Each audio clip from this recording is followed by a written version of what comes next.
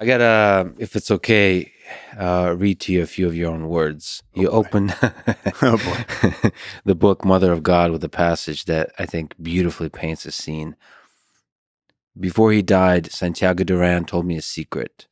It was late at night in a palm thatched hut on the bank of the Tambopata River, deep in the southwestern corner of the Amazon basin. Besides a mud oven, two wild boar heads sizzled in a cradle of embers, their protruding tusks curling in static agony as they cooked. The smell of burning cecropia wood and singed flesh filled the air. Woven basket containing monkey skulls hung from the rafters, where stars peeked through the gaps in the thatching. A pair of chickens huddled in the corner, conversing softly. We sat facing each other on sturdy benches, across a table hewn from a single cross section of some massive tree, now nearly consumed by termites. The song of a million insects and frogs filled the night. Santiago's cigarette trembled in the aged fingers as he leaned close over the candlelight to describe a place hidden in the jungle. That line, the songs of a million insects and frogs filled the night, for some reason hit me. Um, what's it like sitting there conversing among so many living creatures all around you? Every night in the jungle, you live in constant awareness of that out there in the darkness are literally millions of heartbeats around you. And so like we exist in this domesticated paved world most of the time, but when you go out there past the roads and the telephone poles and the hospitals and you make it out into earth, just wild earth.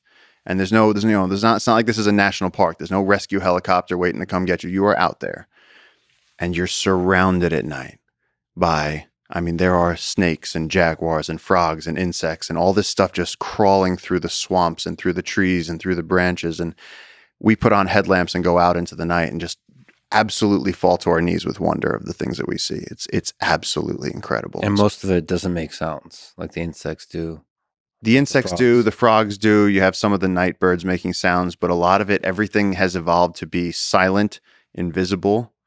I mean, everything there is in the on the list. There's another line in Mother of God where I said like life is just like a temporary moment of stasis and like the churning, recycling death march that is the Amazon. Like it's it's been called the greatest natural battlefield on Earth. I mean, if in any square acre, there's more stuff eating other things than anywhere else. And you go through a swamp in the Amazon, and there's tarantulas floating on the water. There's frogs in the trees.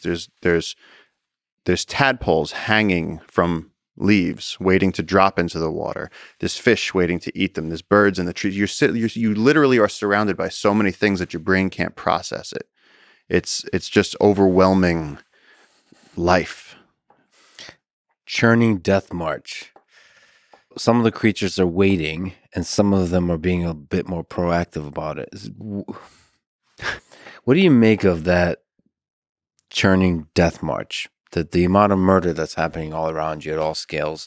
What is that? We dramatize wars and the millions of people that were lost in World War II. Some of them tortured, some of them dying with a gun in hand, some of them civilians. But it's just millions of people. Hmm. What about the billions and billions and billions of organisms that are just being murdered all around you? Does that does that change your view of nature of life here? it, I've always kind of wondered like that, like when you see like a wildebeest taken down by lions and eaten from behind while it's alive, and it makes you question God. You go, how could they let this happen? In the Amazon, I find personally that these natural processes make up almost a religion. That it reminds you how temporary we are.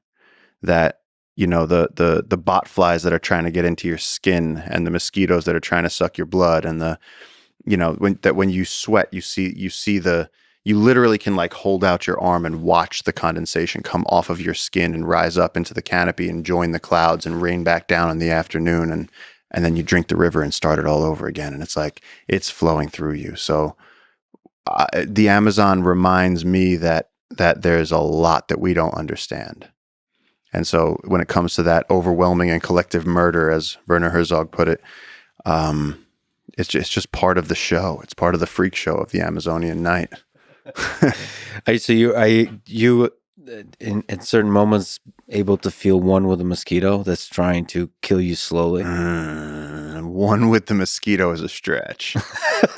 Is it always the enemy? What I mean is like you're part of the machine there, right? Yeah, and it's like fair play. It's like fair play. So like we have bullet ants, and like you get nailed by a bullet ant, and you just go, yeah, well done. Well done. Today's over. I'm going back to bed, and I'm taking a pile of Tylenol, and Do you think in that sense, when you're out there, are you a part of nature or are you separate from nature? Is man a part of nature or separate? I think that's what's so refreshing about it, is that out there you truly are. And so whether we're bringing researchers or film crews or whether we're just out there ourselves on an expedition, you truly are part of nature. And so one of the things that my team and I started doing when I became friends with these guys, this is a family of indigenous people from the community of Infierno, and they took me in, and as we got close, they started saying, you can come with us on our like annual hunting trip. And I went, okay. And it's 4 guys in a boat, and you don't want to get your clothes wet. So we're all in like our boxers in a canoe with a motor going out past the places that have names, and you're out in the middle of the jungle. And the thing is, like, when your motor breaks, you are so quickly reminded of the inerrant truths, like the things that nobody can argue with. And we live in such a human world where everything is debatable, religion and politics and perspectives on everything. And then you get down to this point where it's like, if we don't figure something out, the river is going to rise and take the boat. That's the truth. And ain't nobody going to like argue with that. And it's like, to me, there's a beauty in that truth, because then all of us are united there in that truth against like the natural facts around us. Mm-hmm. And so to me, that's a state where I feel very, very at home. And the Amazon is more efficient than most places on Earth at swallowing you up. Oh God, yeah. Okay.